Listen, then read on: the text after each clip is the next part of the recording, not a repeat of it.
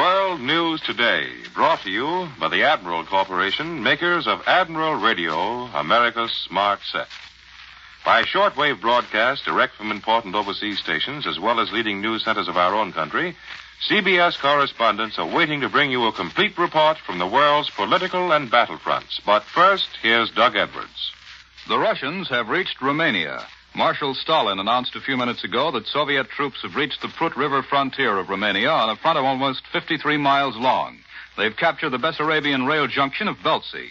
Large forces of American bombers were out again today, pounding Europe into shape for invasion. In the Pacific, our planes have raided Rabaul again without meeting Jap resistance, and in India, heavy fighting is reported on the Manipur plain, with the Japanese only 34 miles from Impaul. And now for our first report direct from overseas and news of the fighting in Italy, Admiral takes you to Naples. Eric Severide reporting. The situation on all three Italian fronts, Cassino, Anzio, and Vesuvius, is quite static tonight. Nothing happened at Cassino save artillery fire. At the beachhead, a British destroyer shelled German positions, and Mount Vesuvius seems to be subsiding a bit after taking 26 human lives. You have heard about the daring assault of Monastery Hill at Cassino by a small number of Allied troops who found themselves pinned down there by German fire. Their communication with the rear were almost entirely cut off. First, we tried to send in runners on foot carrying packs. They didn't all come back. Then headquarters turned to the Air Force. One of the flyers of the 86th Fighter Bomber Group who came to the rescue is here now to explain a bit how this novel operation was carried out. He is Lieutenant Ed Lucas of Greensboro, North Carolina. Well, we fly A-36 Invaders. I've been out dropping bombs and strafing on nearly 50 missions over here. But this was the first time I'd ever tried dropping packages by parachute. It's a lot different and it's pretty tricky. Well, just what's the process? The first part is simple coming up to Cassino. There's seldom any opposition over that stretch. Then we swung in on Cassino. We went in 2 planes at a time. Carried the bales under the wing, one on each side. You just pull the bomb release and the parachutes open on a static line. Well, how high are you? I think I was usually around 100 feet above the ground. As a matter of fact, we were below the German gun positions on top of the hill.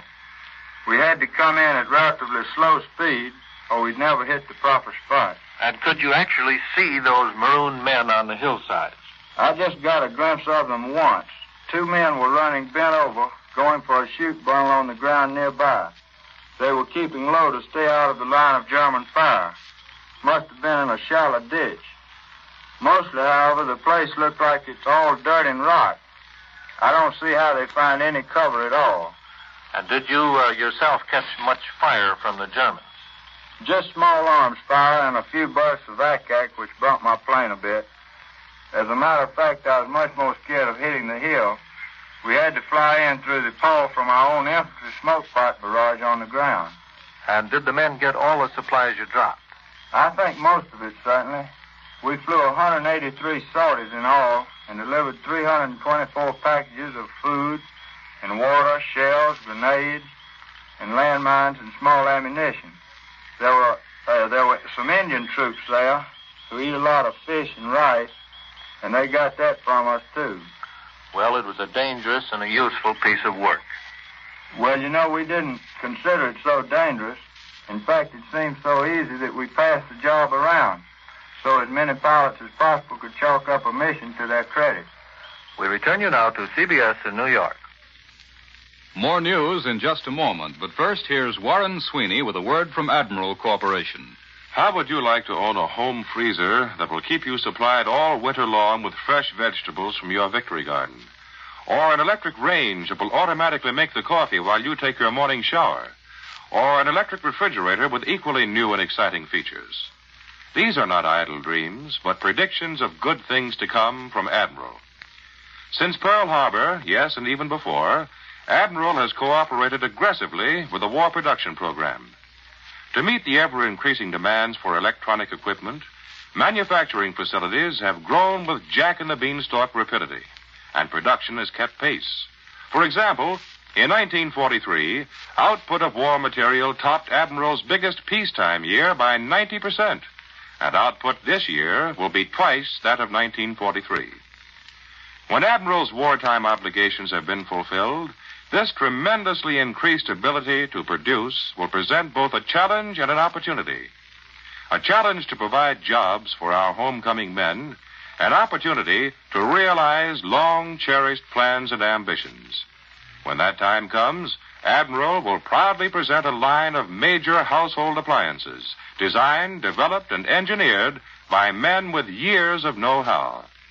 There will be an Admiral electric refrigerator, an Admiral home freezer, an Admiral electric range, each with new and exciting features for more enjoyable living, each a worthy companion to the radio that has become America's smart set. Now, here once again is Doug Edwards. For news of the home front, Admiral Radio takes you to CBS Washington. Don Pryor reporting. Congress has only 4 more days to go before the Easter recess. In that time, it's just possible that final action will be taken on the GI Bill of Rights, providing all sorts of benefits for war veterans. But most of the big controversial issues will wait until the legislators come back on April 12th.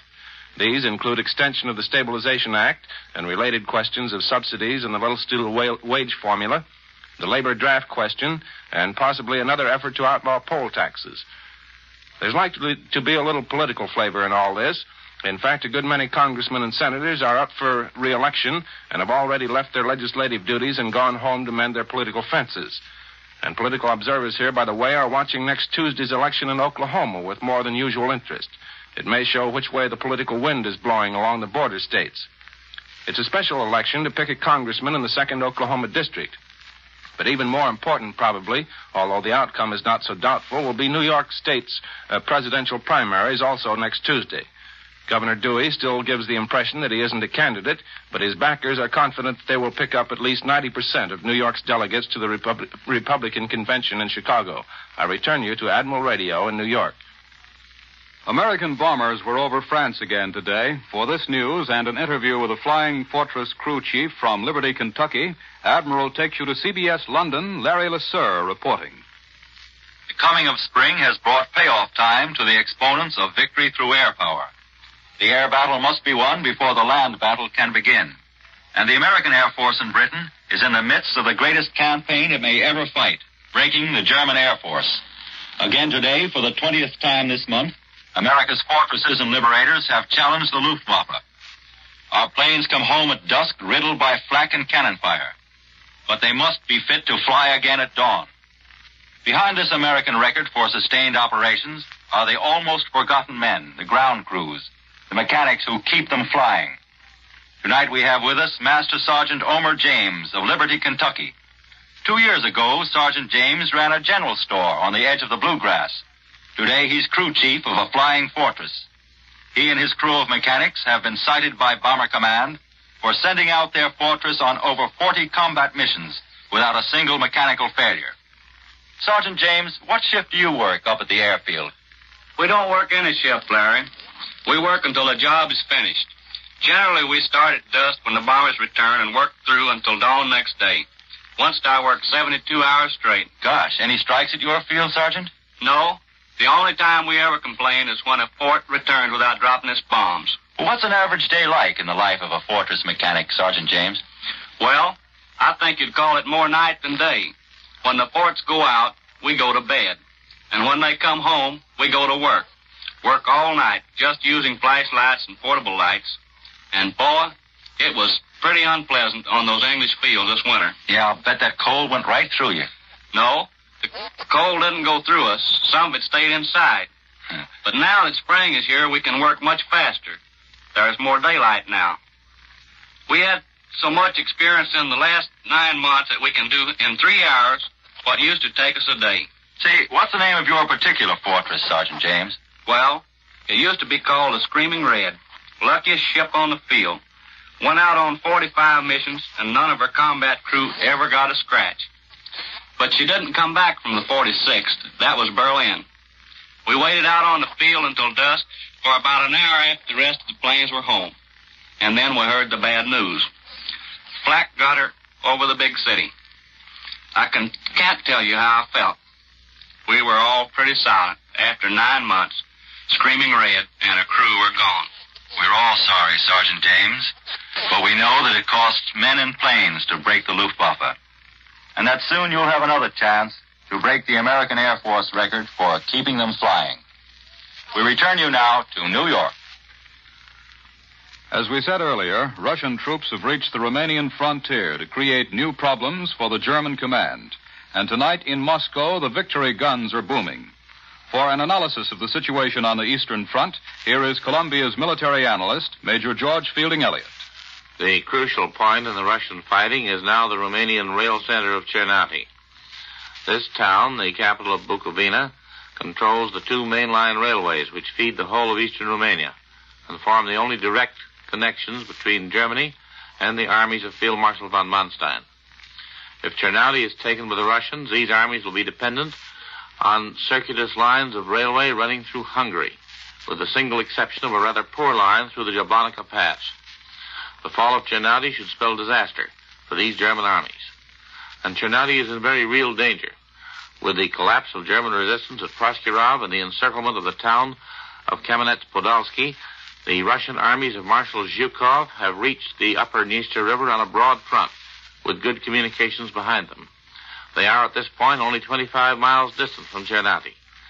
Front reports say that tanks and trucks with lights blazing in order to make better time rolled all night from the Bug to the Dniester. This suggests that the Russians are now indifferent to the German Air Force, which is so largely occupied in defending western Germany against the powerful bombing attacks from the British Isles. Meanwhile, at the central part of the southern front, the Russians under General Konev have smashed through the Dniester barrier and have driven clear through to the Prut River, the border of Romania proper, on a 53-mile front. It would appear that von Manstein's group of armies may be in danger of being broken up into small, separated groups and thus destroyed in detail. Certainly very large numbers of German troops are still east of the Dniester, some even east of the Bug. The possibility that these troops may escape the vast Russian encircling movements grows less with every day of Russian progress. Where only a few days ago we were thinking somewhat hopefully of a Russian encircling movement between the Bug and the Dniester, we can now envisage the possibility of such a drive much farther west, between the Prut and the Carpathians. And if such a move could be completed, it would encircle and entrap the whole of the German armies within its grasp. That was Major George Fielding Elliott.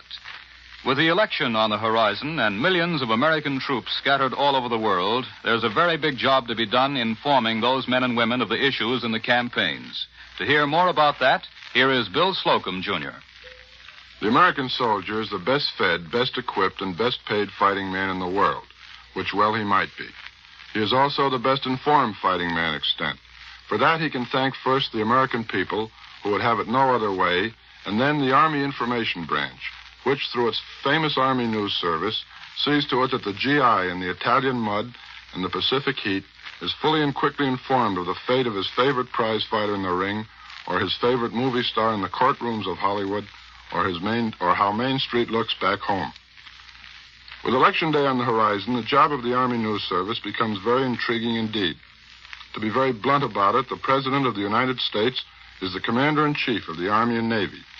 And if he isn't going to run for president, it's a cinch he'll be rooting for some man who does. I've asked Colonel Franklin S. Forsberg, officer in charge of the Army News Service, the famous Army newspaper Yank, and other troop information activities working from New York, to talk with us today about how the Army will handle campaign claims and facts. Not that they are necessarily related. Colonel Forsberg. Every soldier or fighting man of any service will be told everything that happens in the campaign. He'll very often read it in Australia before you read it at breakfast. He'll read or hear his radio, all sides of the news from home, but with no interpretation. We'll tell them, and they'll make up their own minds. No editorial comment? None. They're lucky. How will you tell the boys? Army News Service is now sending out more than 65,000 words a day via Army Signal Corps, shortwave radio, and airmail pouch to more than 120 overseas points. Impartial, complete digests of all sorts of news are sent out twice a day from New York. The news is distributed all over the world in various overseas Army newspapers, radio stations, mimeograph reports, bulletin boards, or if none of these is available, the commanding officer will pass the important news on. We send out feature stories and pictures by airmail and also pictures by radio. ANS is a complete GI news agency. Do you tell the boys everything? We do. How about the Patton incident? Army News sent out a complete story on that from the time it broke in American papers. That goes for strikes, the soldier vote legislation, and such. We tell them what happened, who did what, and who said what. The individual private or general does his own interpretation. Where do you get your news? From the regular civilian news services and papers. We have it condensed by soldiers. Every ANS man is a soldier. They have all been newspaper men in civilian life. And when we picked the best we could from 30,000 reporters in the armed services. They're good reporters, and good reporters are impartial. And to make sure they are, we have other good editors check the work thoroughly. Everybody works under this order. Don't take sides. Send the troop all the news. Thank you, Colonel Forsberg. This isn't objective reporting on my side, I'll admit. But I've read a lot of Army News Service stories, and I could find no more bias in them than I could in a bank statement. And now, back to Doug Edwards. For news from the Pacific War Zone and an interview with a WAC corporal from Stamford, Connecticut, Admiral takes you after a few seconds' pause to CBS Pearl Harbor. Webley Edwards reporting.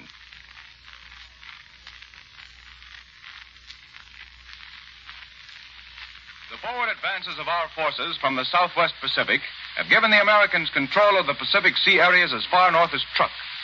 Admiral Nimitz' Pacific Fleet forces have demonstrated their control of the sea lanes from the Central Pacific as far west as Truk and as far north as the Marianas. And the Japs have, in effect, been pushed back to a defense perimeter only half as large as it was 4 months ago. The Japs' inability to supply their bypassed forces in the Marshalls and in the New Britain, New Guinea, Solomons area now virtually settles the fate of a good many thousand Jap troops. The eastern Carolines Islands of Ponape, Kusai, Pingalap are within distance of our heavy land-based bombers and have been bombed persistently. These bombings are a threat to the ships upon which these Caroline Islands depend for supplies, which makes it possible that even these eastern Caroline Islands may wither and die. Into the Pacific this week came the first contingent of WACs, women soldiers of the Women's Army Corps, attached to the Air Transport Command, AirWACs. And with me here at the Pacific Post is Corporal Leith Hamilton, age 28, of Stamford, Connecticut. Do I call you Miss Hamilton or Corporal? Just Corporal. Well, how does it feel to be out here in the combat zone, Corporal? This is what we've been training for. We volunteered for overseas duty. Back in the States, we knew we were doing a job, just as thousands of WACs there are doing now. But out here, we are so close to the real thing, and it gives us more of a feeling of active participation. I've never seen anything like this place in my life. There certainly is a big war going on out here. Are you married, Corporal? Yes. My husband is Lieutenant John A. Hamilton of the Air Transport Command. He's the best navigator in the North Atlantic Wing. Why, naturally. Tell me, do the other WACs have any dates with the GIs around these here parts? Yes, they're allowed to have dates, but they must go out in groups of at least 4, and they can't have dates with officers. The girls hit it off very well with their brother soldiers, and they've already met some enlisted men they used to know back home. They're very careful of us out in this man's country, though, which is all right with us. Who checks up on the guards? Captain, don't worry. All right. What's your particular job, Corporal Hamilton? I'm a motor driver. Anything from a 2.5-ton truck on down to a Jeep. We came out here to relieve men to go on active duty, and it's really happening. I'm glad to say that the man whose place I have taken has already received his orders to go. And that's one of the newly arrived airwhacks in the Pacific, Corporal Leith Hamilton, now taking a male truck driver's place in the combat zone. This is Webley Edwards at a Central Pacific airfield, returning you to Admiral Radio in New York.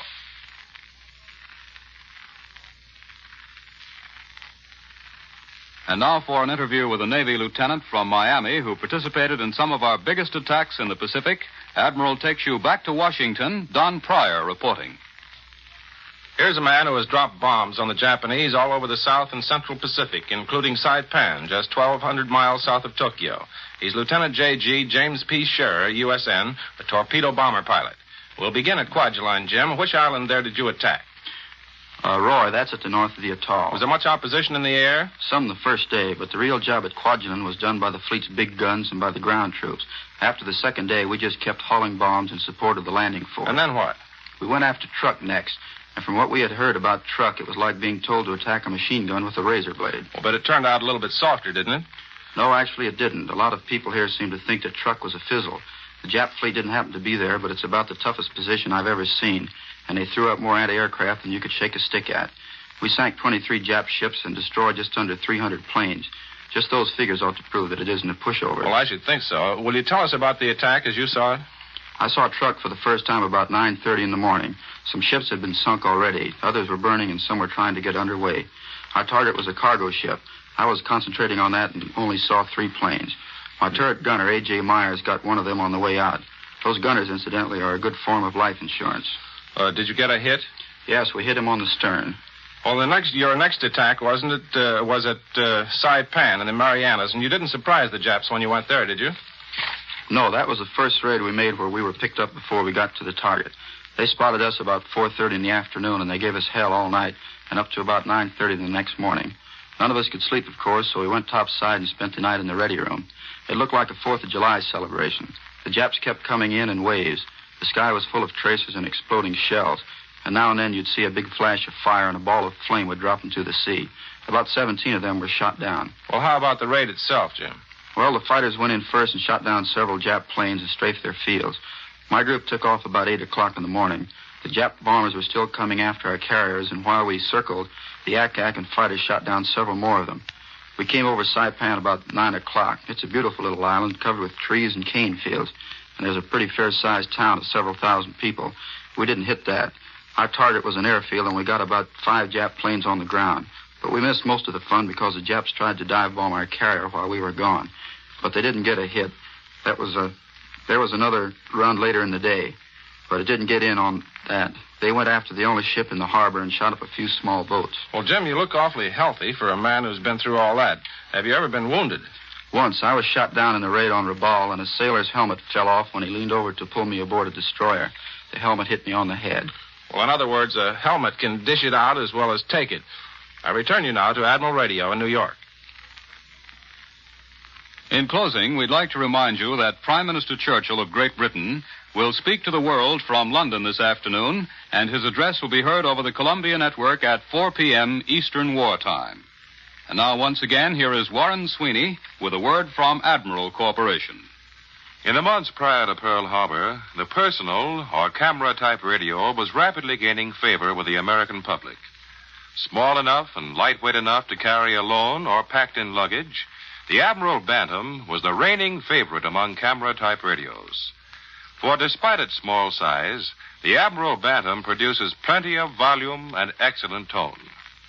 Operating equally well on alternating or direct house currents or self-contained batteries, there are never any power blackouts with the Admiral Bantam. The Bantam is just one member of the large family of Admiral Radio, America's smart set, and they'll all be back when war clouds lift.